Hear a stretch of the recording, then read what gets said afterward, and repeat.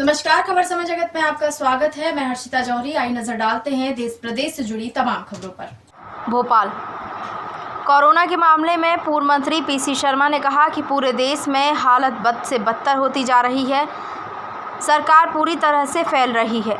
लगातार रोज केस बढ़ रहे हैं और सरकार उन पर अंकुश नहीं लगा पा रही, जिसका मुख्य कारण भाजपा सरकार बनाने में लगी रही और मंत्रियों को विभाग बांटने में लगी रही। कोरोना की तरफ तो ध्यान ही नहीं दिया। प्यारे मियाँ के मामले में बोले पीसी शर्मा, निश्चित तौर पर सरकार को कड़ा एक्शन लेना चाहिए और भी इनसे जुड़े जो लोगों के नाम सामने आ रहे हैं उन पर भी कड़ी कार्यवाही होना चाहिए। पर इस मामले में बीजेपी नेताओं की भूमिका ज़्यादा लग रही है। सभी के नाम उजागर होना चाहिए। जो विधायक प्रद्युमन लोधी भाजपा में गया, वह भी पहले रो रो कर यही कहता था कि वही अध्यक्ष रहे और वही नेता प्रतिपक्ष बने। बंगले खाली कराने को लेकर बोले पीसी शर्मा, भाजपा की सरकार द्वेषपूर्ण कार्यवाही कर रही है। जब हमारी सरकार थी तो हमने तो भाजपा के पूर्व मंत्रियों से कभी बंगले खाली नहीं कराए थे। ग्वालियर चंबल क्षेत्र पूरा प्रभावित हो चुका है। कोरोना के मामले में पूरे देश में स्थिति बद से बदतर हो चुकी। 9 लाख से ज़्यादा केसेस हो गए हैं और लोगों की जो जान जा रही है वो भी 22-23 हज़ार से ज़्यादा हो चुकी है। मध्य प्रदेश में 685 लोगों की जान जा चुकी है और 15,000 से ऊपर संक्रमण हो गया है। कुल मिला के सरकार कोरोना के मामले में पूरी तरह से फेल हो चुकी है। उसकी वजह रही कि भारतीय जनता पार्टी की जो सरकार बनी शिवराज जी की मार्च 22 तारीख को, ये इनमें राजनीतिक खेल लगातार चलता रहा। इसको बनाना है मंत्री, इसको विभाग देना है और किसको कैबिनेट में लेना है, किसको विभाग देना है। और ये एक बड़ी वजह रही कि कोरोना की तरफ ध्यान नहीं गया। इसलिए आज 3 महीने के लॉकडाउन के बाद, फिर अनलॉक पीरियड के बाद फिर 1 दिन का लॉकडाउन भोपाल में किया गया और लगातार 100 से कम केसेस भोपाल में आने हैं।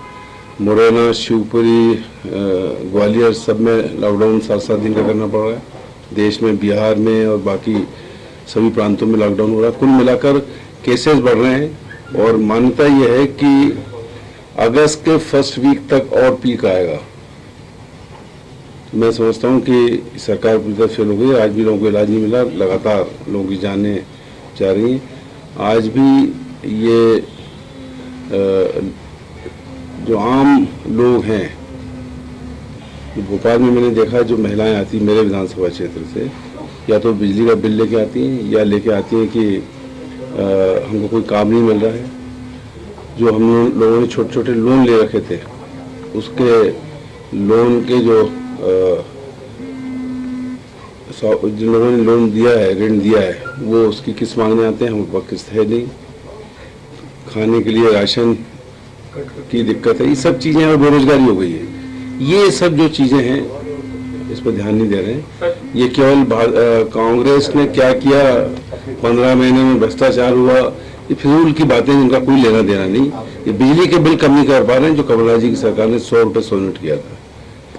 ये बेरोजगारी दूर नहीं कर पा रहे जो इन दिनों में बेरोजगारी फैली है। ये डीजल पेट्रोल के भाव कम नहीं कर पा रहे हैं। ये शराब को कैसे बेचा जाए, बाकी चीज़ें, रेत को कैसे बेचा जाए, इसके अलावा कोई इनका प्लान नहीं। पूर्व मुख्यमंत्री और भारतीय जनता पार्टी के नेता कैलाश जोशी जी का जो मूर्ति का अनावरण हुआ है, इसकी जगह आवंटित सरकारी तौर पर कमलनाथ जी ने की थी और वहाँ की पूरी उसका जो भुगतान और चीज़ का उस समय कमलनाथ जी की सरकार ने किया था। और संत पुरुष थे कैलाश जोशी जी, लेकिन बड़े दुख की बात है कि कमलनाथ जी को वहाँ का आमंत्रण नहीं दिया गया। जो क्योंकि मुझे भी याद है, मेरे पास भी फोन आया था उस समय दीपक जोशी जी की जमीन जो है वो सरकारी है और ये वहाँ पे अलर्ट हो जाए, ये हाईवे पे है। लेकिन दुख की बात है कि उनको आमंत्रण नहीं दिया गया इस कार्यक्रम का। और एक ऐसे मुख्यमंत्री जिसको संत पुरुष कहा जाता है, वहाँ जितनी भी बातें हुई वो झूठ का आडंबर था और जितनी बातें हुई, कम से कम उस जगह पे तो भारतीय जनता पार्टी के नेता सत्य की बात करते, वहाँ पे भी उन्होंने झूठ का बखान किया, जिसकी मैं निंदा करता हूँ। खबर समय जगत के लिए संवाददाता शक्ति Bharti Bhopal. For latest news, subscribe to our channel and press the bell icon.